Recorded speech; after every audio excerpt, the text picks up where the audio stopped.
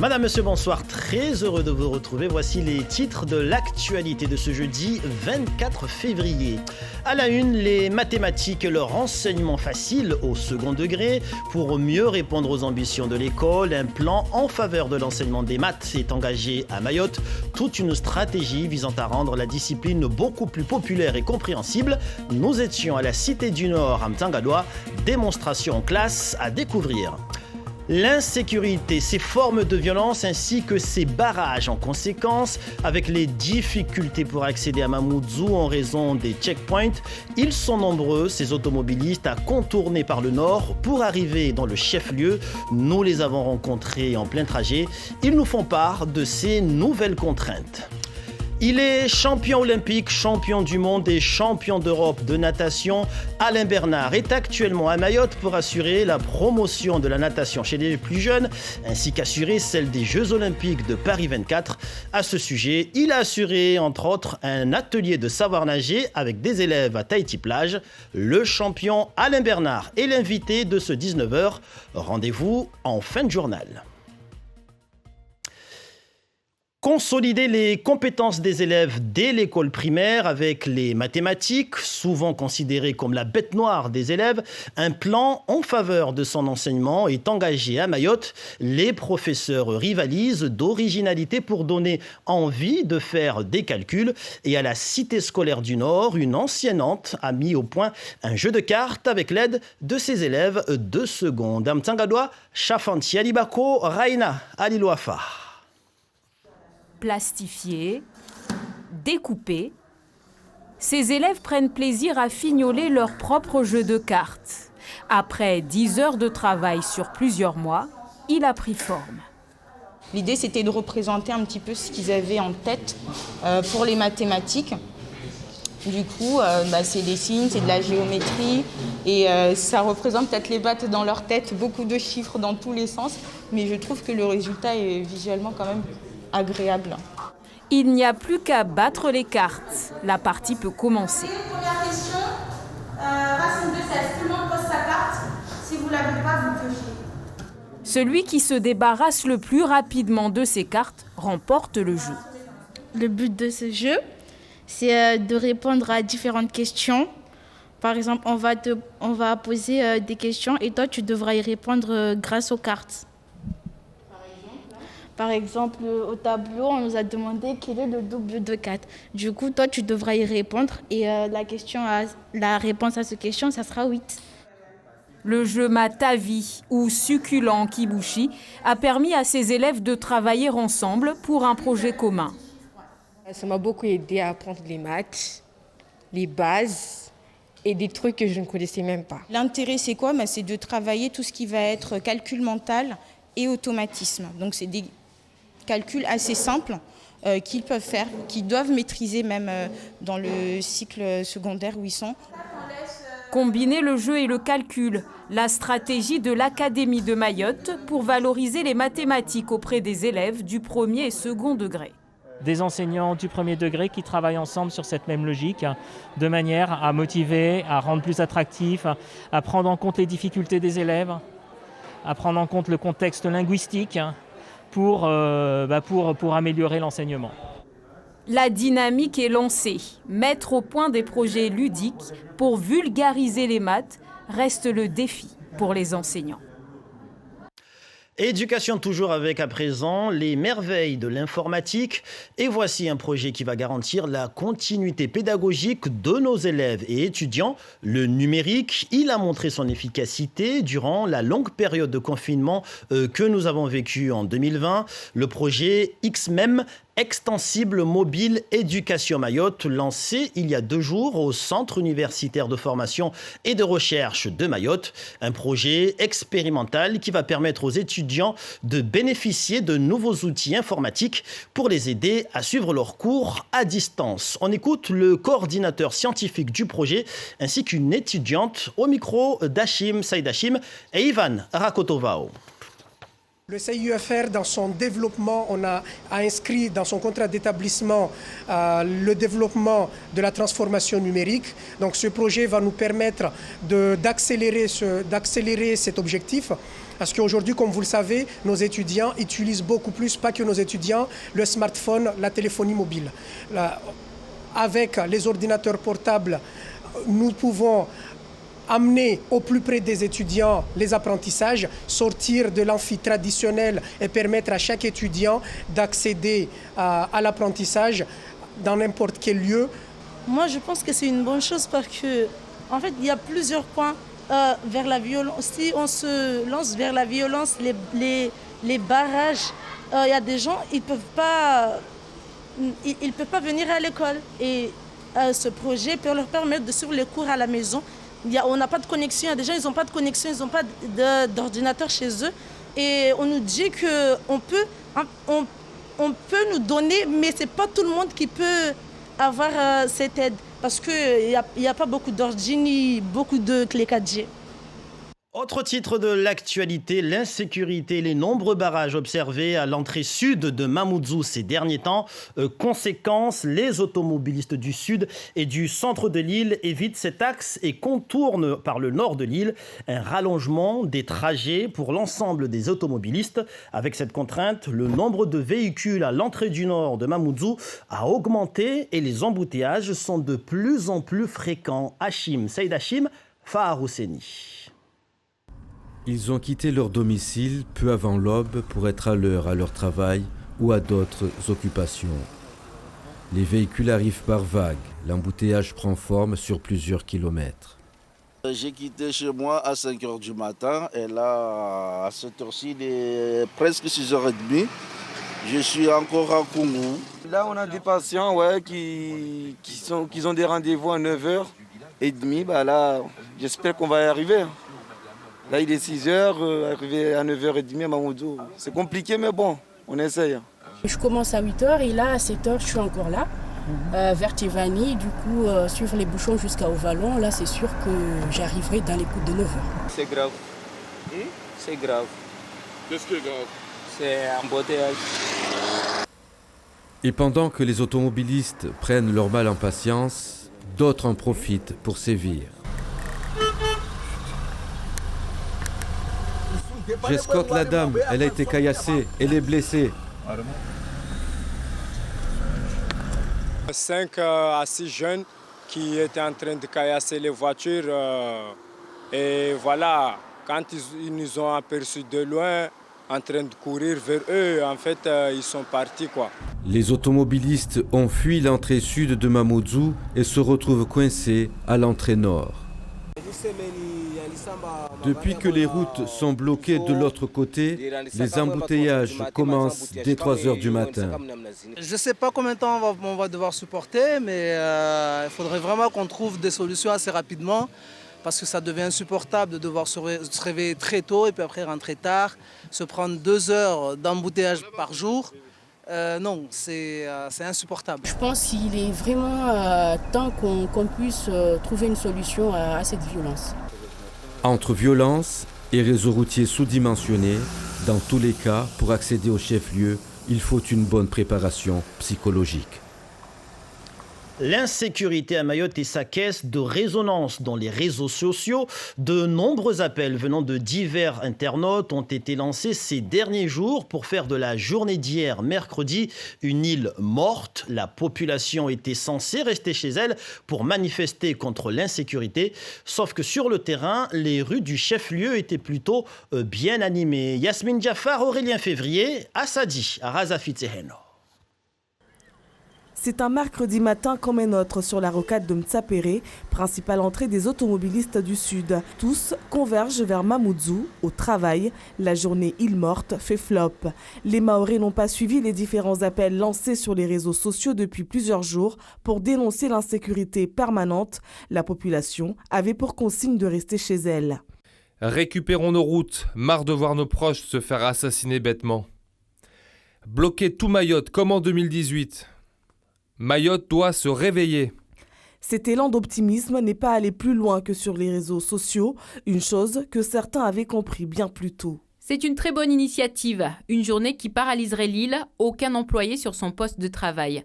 Mais les Mahorais ne sont pas assez solidaires pour le faire.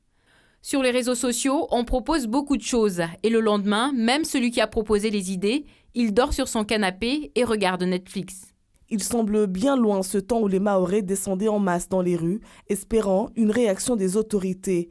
La plupart ne croient plus en l'efficacité des manifestations pacifiques. Désormais, même les collectifs n'arrivent plus à mobiliser. En bref, du rififi à EDM Électricité de Mayotte, dans un communiqué de presse, la CGT Mayotte met en cause une gestion catastrophique de l'entreprise. La faute à l'arrivée du groupe Quaero dans le capital d'EDM. Le syndicat liste les incidents de ces dernières semaines. Blackout de la Saint-Valentin, problème localisé à la production solaire de Diemboscor, transfert d'exploitation du site Schneider à Total Énergie. Pour le syndicat, c'est la politique à bas coût menée par la direction qui serait à l'origine de ces pannes à répétition. La direction que nous avons contactée n'a pas souhaité s'exprimer. Justice, nous vous en parlions hier. La cour d'assises a rendu son verdict au sujet du gang des braqueurs de coffre-fort. L'avocat général avait demandé de lourdes peines allant jusqu'à 20 ans de réclusion criminelle. Il a été entendu. Une partie de cette bande qui avait semé la terreur en 2016 se retrouve désormais derrière les barreaux. Zora Abdoukafé, Faïd Souaili, Maolida Wanaheri. Le gang dit des braqueurs de coffre-fort écope de 3 à 18 ans de prison. Les accusés ont aussi une interdiction de territoire français de 5 à 15 ans et aussi une interdiction définitive et une interdiction de port d'armes de 5 ans. Un verdict qui satisfait les parties civiles. Pour les parties civiles, notamment les 3 gardiens qui ont vu surgir une vingtaine de personnes dans leur travail, qui les ont agressés, molestés, attachés. Moi, je pense que c'est une justice qui a été bien rendue. Après, pour le groupe Sodifram qui a quand même subi beaucoup d'agressions dans l'année 2016, d'ailleurs, c'est pas fini parce qu'un peu après, ça s'est poursuivi. Aujourd'hui, la cour d'assises a pris une décision conforme au crime qui a été commis. Ce sont des peines particulièrement lourdes pour des faits particulièrement graves, à un moment où Mayotte vit des épisodes de violence et de délinquance extrêmement importants. Et je crois que la Cour a entendu la parole de l'avocat général, a entendu la parole des parties civiles. Et mon client est relativement satisfait, même si la réparation n'existe pas réellement dans ces cas-là. Il est marqué à vie, mais il aura au moins cette compensation de voir que les auteurs ne sont pas restés impunis. À la barre, certains accusés ont dit avoir des regrets pour les vols commis. Pour l'avocat d'un des accusés qui écope de 3 ans de prison pour un seul vol, justice a été rendue. Il ne compte donc pas faire appel de la décision. Justice a été rendue et pour notre part, on ne va pas forcément faire appel de cette décision. On s'en tient à ce qui a été dit à l'audience. Et dans ces conditions-là, on ne peut pas forcément parler de peine juste. Déjà détenus pour d'autres faits, les 7 accusés présents sont retournés au centre pénitentiaire de Majicavo. Justice toujours en bref, sachez que les 6 personnes suspectées d'être les auteurs présumés du meurtre d'un individu à Combani il y a 2 semaines ont toutes été placées en détention provisoire à la prison de Majicavo. L'actualité internationale reste dominée aujourd'hui par l'offensive de la Russie en Ukraine. La décision a été prise par son président Vladimir Poutine. L'attaque est en cours. Des bombardements ont lieu dans plusieurs villes, dont Kiev, où la population tente de fuir. Le reportage de Maris Burgo. Ce matin, une base militaire ukrainienne à Kramatorsk. Lorsque nous arrivons, les soldats semblent en panique. Ils viennent d'être visés par un tir de missile. Je ne veux pas commenter, nous dit ce soldat. La situation est très tendue. Nous avons subi une attaque, nous nous sommes défendus. Heureusement, nous n'avons pas de morts. L'ennemi peut refrapper à n'importe quel moment. Vous devez partir vite. Nous reprenons la route vers le centre-ville de Kramatorsk. C'est une ville de 150 000 habitants. Ils ont été réveillés ce matin à 5 heures par une série de détonations, dont celle qui visait la base militaire toute proche. Les voilà 2 heures plus tard dans les rues, en file d'attente, pour essayer de retirer de l'argent liquide. Beaucoup sont sur leur téléphone pour tenter de comprendre ce qui se passe. Pas de panique chez ces civils, mais une grande inquiétude. J'ai déjà évacué mes enfants. Je prends mes affaires et je les rejoins dans un village à l'abri. Je vais au bureau pour récupérer mes papiers d'identité. Je vais préparer un sac de départ en urgence. Bientôt, on n'aura plus rien ici. Plus rien ne va fonctionner. On n'aura plus d'eau, plus d'électricité. Ce sera exactement comme en 2014. Parmi la population, quelques habitants pro-russes, dont cette femme qui nous demande de saluer les Américains de sa part. Oui, j'ai entendu les explosions. Vous allez me dire que c'est Poutine qui a fait tirer. Moi, je dis que c'est faux et que c'est pas la peine de paniquer. Nous reprenons la route vers une autre ville plus à l'est. Des points de passage, toujours tenus par l'armée et la police ukrainienne. Et beaucoup de véhicules de transport de troupes. La politique en bref, Valérie Pécresse dans la tourmente. Suite à un article du journal Libération, selon le quotidien, le scrutin qu'il a désigné la candidate des Républicains pour la présidentielle serait entaché de manœuvres frauduleuses. Parmi les votants, des adhérents fictifs, décédés ou ayant suivi des consignes. Un chien prénommé Douglas a même pu voter à la primaire à Nice. Et parmi les adhérents présentés comme fictifs, Libération s'est intéressé à l'île de Mayotte. Le quotidien a provoqué les foudres du parti LR qui a décidé de saisir la justice. Et puis toujours en politique, pour terminer ce volet, Jean-Luc Mélenchon est arrivé sur l'île de la Réunion ce matin pour une visite de 4 jours. Le leader de la France Insoumise organisera un grand meeting ce samedi à la Nordève à Saint-Denis. Le candidat à la présidentielle profitera surtout de son séjour pour dévoiler son plan outre-mer. Et on en vient à cette visite à Mayotte d'Alain Bernard, double champion olympique de natation. Aujourd'hui, il était à la plage, notamment du côté de Tahiti Plage, l'occasion et l'opportunité de nager aux côtés du champion olympique pour ses collégiens. Il s'agit de collégiens de Sada. C'était donc à Tahiti Plage lors d'un atelier de savoir nager ce matin.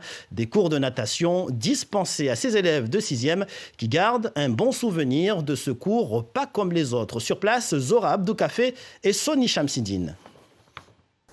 Apprendre la brasse, le crawl, le papillon, le dos ou bien la planche avec un professeur médaillé olympique en la présence d'Alain Bernard, c'est la chance qu'ont eu ces 60 élèves du collège Mariama Salim de Sada. Une expérience appréciée par ces petits nageurs. C'était trop bien, il nous a expliqué beaucoup de trucs avec le prof et j'ai vraiment adoré. C'était super de nager avec lui, il est beaucoup trop fort. C'est une chance et déjà de voir une célébrité et de nager avec quelqu'un qui a gagné une médaille d'or olympique. Malgré 3 séances de natation déjà réalisées, et la présence d'Alain Bernard dont la carrière suscite l'admiration, pour ces jeunes, la natation n'est pas un projet professionnel envisageable. Moi, mon rêve, c'est le football. C'est devenir comme Pogba, Mbappé, Ronaldo. Oui, j'aime bien, mais pas jusqu'à un métier. Il y a la majorité qui se sentent bien dans l'eau et c'est le plus important. On a des élèves qui, franchement, sont à l'écoute et qui bossent bien, donc... Des champions olympiques, je ne sais pas, mais en tout cas, ils apprennent tous à nager. Alain Bernard restera 3 jours à Mayotte. Durant son séjour, il aura la latitude de mener une réflexion pour le rectorat sur la pratique de la natation en mer ou en piscine. Retour sur ce plateau pour l'entretien de ce 19h avec Alain Bernard. Bonsoir. Bonsoir, merci pour l'invitation. Alors on l'a vu dans ces images, des élèves très heureux de ce cours de natation. Au-delà de la discipline, cet atelier savoir nager, ça représente quoi pour la vie de ces tout jeunes? C'est quelque chose, c'est un sujet très important. On sait qu'à Mayotte, il y a vraiment un sujet piscine. Et puis, c'est mon combat aussi que je mène sur le territoire métropolitain depuis ma reconversion, de pouvoir multiplier les installations pour favoriser l'apprentissage de la natation. Et en fait, il y a plusieurs axes de développement. Il y a la formation, il y a les équipements. Les équipements, c'est vraiment le gros sujet, avec une adaptation spécifique, j'ai envie de dire, au territoire de Mayotte. Donc, on a pu bénéficier de l'invitation de monsieur le recteur à qui je veux saluer, M. Gilles Albault et Madeleine de la Perrière, qui représentent le ministère des Sports, où on se pose vraiment la question sur le déploiement d'infrastructures ici à Mayotte, avec les spécificités que l'on connaît, notamment l'eau, etc. Et moi, c'est mon ambition d'apprendre à nager à un maximum de personnes. Et quand je vois des enfants aussi épanouis que ça ce matin, ça donne de l'eau au moulin, ça me donne de l'énergie et envie d'aller plus loin. Alors, vous venez d'évoquer le sujet. Là, on parle ici de natation comme discipline phare des Jeux Olympiques, alors qu'ici, à Mayotte, on ne dispose pas de piscine olympique ou même de piscine homologuée par la fédération. C'est un handicap majeur pour cette île qui manque d'ailleurs de nageurs. Comment pourrait-il être possible de faire bouger les lignes ?